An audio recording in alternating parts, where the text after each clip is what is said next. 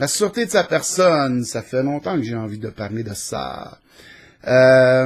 Ok, juste vous dire, si vous connaissez le concept, assurez-vous de regarder cette vidéo au complet, parce qu'il y a des choses importantes, pas nécessairement positives, que j'ai à dire par rapport à ce concept-là et aux gens qui défendent ce concept-là. Ok, la sûreté de sa personne, je pense que la plupart des gens qui connaissent en ont entendu parler à travers un gars qui s'appelle Pete, Pierre Daou, qu'on surnomme Pete. J'aime pas, je l'ai déjà dit, j'aime pas nommer des personnes, pointer quelqu'un spécifiquement dans mes vidéos parce que je veux pas attirer du trouble à personne, surtout quand c'est pour critiquer des affaires ou quelque chose. Mais là, il s'est passé des choses vraiment étranges et je pense que c'est ma responsabilité d'en parler. Et comme Pete s'affiche beaucoup publiquement sur son site, ses vidéos et tout ça, en tout cas, je juge que j'ai probablement le droit de le faire. OK. D'abord, le concept de la sûreté de sa personne. Ce gars-là, Pete, a parti un site internet, il a fait beaucoup de vidéos, c'est un gars très charismatique, qui s'exprime quand même assez bien, et qui dit qu'il raconte son histoire, dans le fond, il dit que lui a été attaqué par Revenu Québec, attaqué économiquement, financièrement, où ils ont trouvé des dettes et ils ont décidé que lui devait à Revenu Québec des dizaines de milliers de dollars et que, bon, il savait pas quoi faire avec ça, ça lui faisait peur. Puis là, il a fait des recherches et il a rencontré, entre autres, un gars qui s'appelle Scott Duncan, qui lui a appris comment gérer ça, comment se défaire ça. Donc, il lui a appris le concept de la personne légale ou la personne juridique.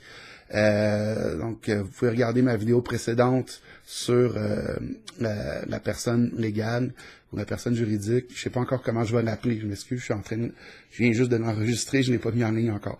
Donc, vous pouvez regarder ma vidéo précédente pour mieux comprendre ce concept-là.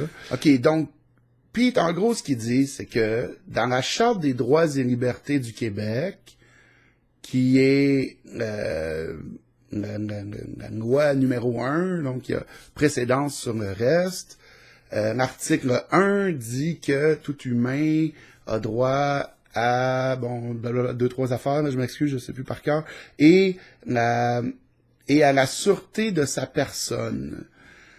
Donc, selon lui, quand on parle de personne, ça veut pas dire un humain, ça veut dire, parce que c'est du langage légal, hein, c'est pas la même chose. Donc, quand on parle d'une personne, on parle d'une personne juridique, une personne légale, donc pas un humain. Donc, cette fameuse compagnie, ou en tout cas, cette entité légale qui porte notre nom, qui nous appartient, en guillemets, donc dont nous sommes l'administrateur, c'est ça. Donc, quand on parle de personne, c'est ça, et quand on parle de sûreté de sa personne, le mot sûreté désigne, dans le fond, un instrument financier, en quelque part. Ça désigne de l'argent, une sûreté, tu sais. Donc, ce qu'il dit, c'est que, en théorie, on devrait pas avoir, on peut utiliser cette sûreté, donc ce montant d'argent qui est réservé à chaque individu, qui, selon moi, est l'argent qui a été fait à partir de notre personnalité légale, qui a été utilisé en bourse par le gouvernement pour générer de l'argent.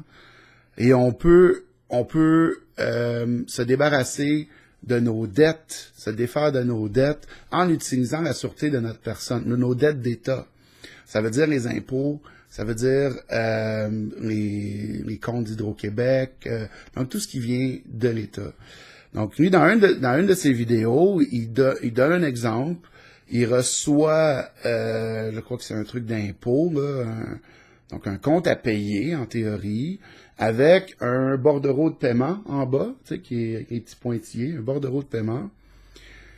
Et il dit, je vais vous montrer comment on transforme un bordereau de paiement en lettre de change.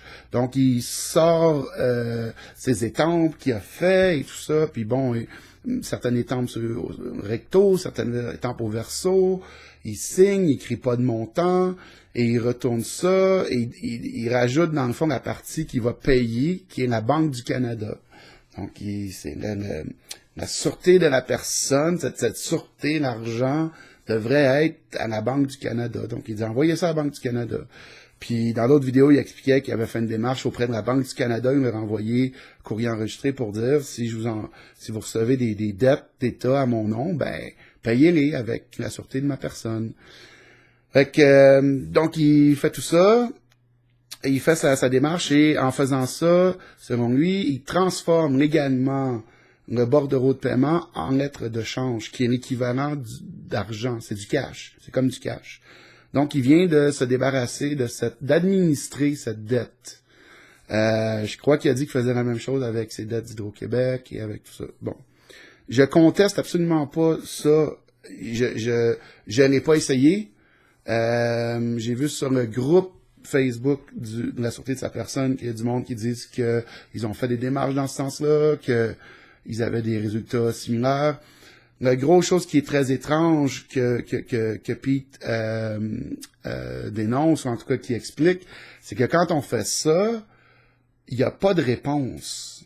Donc, on reçoit pas une lettre pour dire « Ah, merci pour votre paiement » ou on reçoit pas une lettre pour dire « Hey, c'est quoi que vous faites là avec vos histoires de sûreté de sa personne, ça marche pas. » Il y a un silence radio total. Donc, ça, c'est extrêmement important parce que là, ça veut dire qu'en quelque part, on paye des impôts pour rien, ou en tout cas, on les paye en argent. Tu sais, on devrait peut-être pas les payer de la façon dont on les paye là. Hydro-Québec, même chose. Après tout, ça a été payé avec l'argent des contribuables au départ. Donc, ça devrait être à nous. Tu sais, comme Pete dit sur leur camion, c'était écrit « Ça nous appartient ». C'était le slogan. Donc, OK, donc ça, c'est beau, tu sais. Il y a quelque chose, là, il faut fouiller là-dedans. Il faut arriver à vraiment comprendre et appliquer cette histoire-là de la sûreté de sa personne, si c'est vrai, parce que si tout le monde se met à faire ça, ben, les dettes, notre fausse dette nationale, parce que c'est une fausse dette, je vais en parler dans une autre vidéo, notre fausse dette nationale ne pourra pas faire autrement que d'être annulée. Donc, ça, en quelque part, on serait libre au moins financièrement, à court terme. OK. Là, ça a l'air bien beau, tu sais, ça a l'air d'un gars qui a découvert quelque chose d'extraordinaire puis qui rend un service public, parce que lui, ses démarches, il a tout enregistré, il met tout ça public, puis on peut aller sur son site, je crois que c'est la sûreté de sa personne, la sûreté de sa personne.com. Je vais mettre le lien dans la description. Et il y a un groupe Facebook. Et c'est là que ça devient problématique. Sur le groupe Facebook, moi, je me suis inscrit très rapidement là-dessus. Je faisais beaucoup de promotions pour cette histoire de la sûreté de sa personne parce que je me disais au Québec, et si, un peu comme en Islande où il y a eu une grosse révolution, et si le Québec arrivait à trouver la clé de cette affaire-là, puis montrer ça au reste du monde, tu sais, peut-être ça peut se faire assez rapidement. Donc, j'ai vraiment aidé à promouvoir ça. Puis là, je me suis impliqué aussi un peu sur le groupe, m'impliquer. Je faisais des commentaires, je posais des questions. Pour moi, c'est nouveau tout ça. Et j'ai remarqué, et plusieurs personnes ont remarqué que sur le groupe, l'attitude était assez spéciale. C'est-à-dire que Pete se mêlait beaucoup aux conversations et souvent se fâchait après du monde et envoyait promener du monde et avait une attitude très arrogante, très différente de ce qu'on peut voir dans ses vidéos. Même si des fois on le voit, il va souvent dire taisez-vous et écoutez-moi, des choses comme ça. Une attitude un peu de je sais tout, vous savez rien. Et peut-être que c'est vrai, mais en tout cas, c'est pas nécessairement apprécié de démontrer cette attitude-là.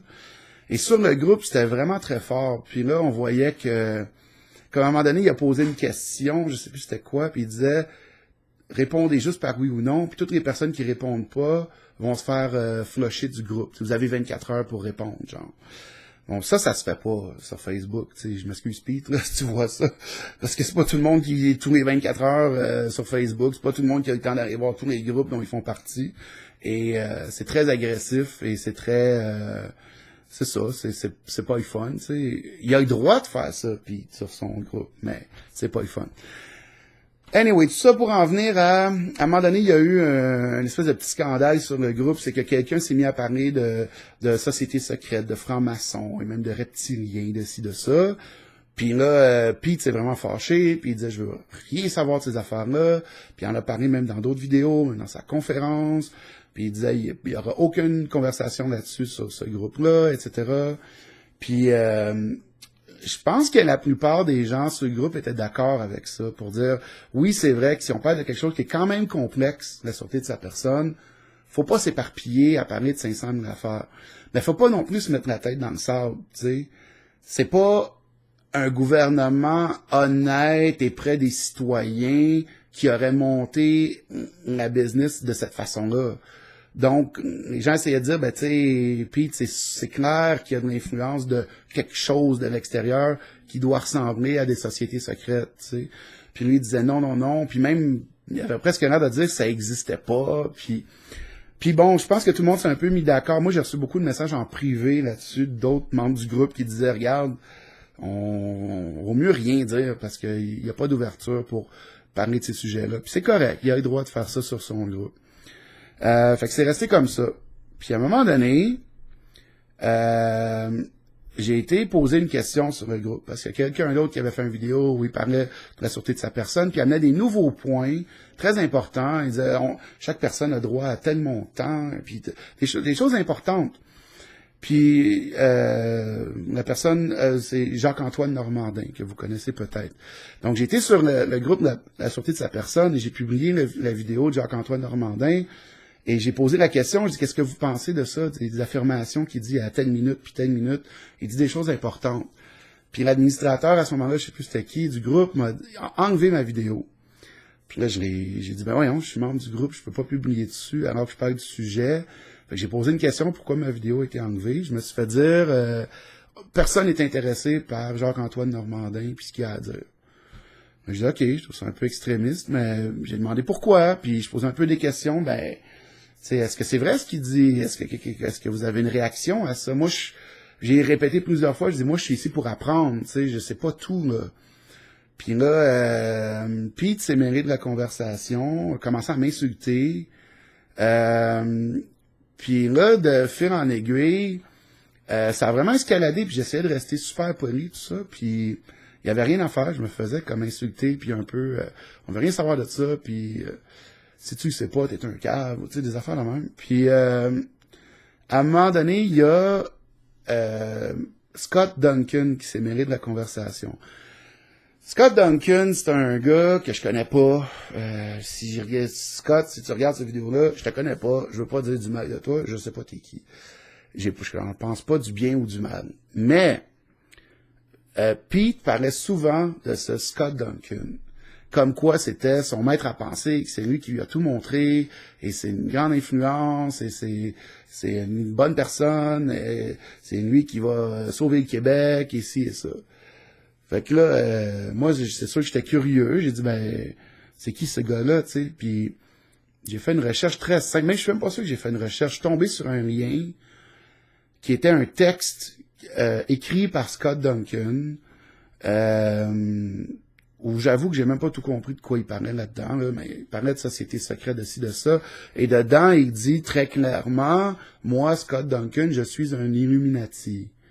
C'est en anglais, là, il dit, I, Scott Duncan, I'm Illuminati. Puis là, j'ai dit, voyons, c'est quoi cette affaire-là, tu sais. Puis, plus loin dans le texte, il dit, je vous préviens, là, je ne cite pas exactement, là, mais quelque chose comme ça, il dit, je vous préviens que j'ai le droit de mentir. Je me réserve le droit de mentir et j'ai l'intention d'appliquer ce droit. Puis il dit, les seuls sites où je m'engage à dire la vérité sont les suivants, puis il nommait, je crois que c'est 3 sites Internet. Et la sûreté de sa personne.com ne fait pas partie de ces sites-là, et le groupe Facebook de la sûreté de sa personne ne fait pas partie de ces groupes-là, les sites qu'il a nommés. Il y a un site où j'ai été qui semblait ne plus être actif, et les 2 autres sites faisaient un mot de passe pour rentrer, donc j'ai aucune idée qu'est-ce qui se passe là. Mais là, j'ai quand même trouvé ça un peu bizarre. J'ai trouvé Scott Duncan sur Facebook, je lui ai écrit, et j'ai dit, Scott, est-ce que c'est toi, je veux juste savoir, est-ce que c'est toi qui as écrit ça, ou est-ce que c'est quelqu'un qui essaye de te faire passer pour autre chose? Puis il m'a répondu, il dit, oui, c'est bien moi qui ai écrit ce texte-là. Donc, là, je trouvais ça un peu bizarre. Le gars, Pete, le gars qui est à la tête du mouvement la sûreté de sa personne, qui est un mouvement quand même révolutionnaire et qui semble très bien intentionné, dans le sens que c'est un mouvement qui cherche à faire sortir la vérité, puis à la partager, à la rendre démocratique, etc. Ce gars-là, son maître à penser, c'est un gars qui dit qu'il est un Illuminati, c'est un gars qui fait des grosses déclarations, qui a une réputation assez particulière sur Internet parce disons qu'il a l'habitude d'insulter le monde assez facilement. Et c'est un gars qui dit, je me réserve le droit de vous mentir et j'ai l'intention d'exercer ce droit partout, sauf sur les seuls sites où je m'engage à dire la vérité sont les suivants. Ces sites-là, ils n'ont rien à voir avec tous les sites où je le vois, tu sais. Donc, là, j'étais fast forward un peu plus tard, je suis sur le groupe Facebook de la sûreté de sa personne, je pose des questions sur une vidéo de Jacques-Antoine Normandin qui a fait des affirmations importantes sur la sûreté de sa personne. Et là, je me fais insulter par l'administrateur, je me fais insulter par Pete, et Scott Duncan se mêle la partie et m'insulte, en me traitant de chrétien, d'ailleurs. J'ai trouvé ça très drôle, surtout que je le suis pas, mais en tout cas. Là, à un moment donné, je me suis tanné, tu sais, j'ai juste dit, écoute, Pete, j'ai vu que Scott est là, je vais me permettre de te poser la question, parce que je veux être transparent, je veux pas poser la question dans le dos à Scott. J'ai dit, est-ce que c'est normal que tu te forges des compères de sociétés secrètes ou de la possible existence de monde qui fassent des choses un peu dans le dos des autres et que ton maître à penser, ton Yoda dans la vie, c'est un gars qui se déclare comme étant Illuminati et qui dit qu'il va mentir. Tu sais? Puis là, je me suis fait barrer du groupe. C'est que c'est ça. Je sais pas quoi penser de ça. Vraiment, c'est comme je sais pas. J'ai quelques théories dont je voudrais pas parler ici. Mais disons que je continue de croire que le concept de la sûreté de sa personne est valide. Je crois qu'il faut aller fouiller là-dedans. Je crois qu'il faut faire très attention à Pete, à Scott Duncan, à cette clique-là, parce que il y a quelque chose qui marche pas dans leur affaire, dans leur approche. Ça veut pas dire que quand ils font des démarches, quand ils publient des documents, des affaires, que c'est pas bon.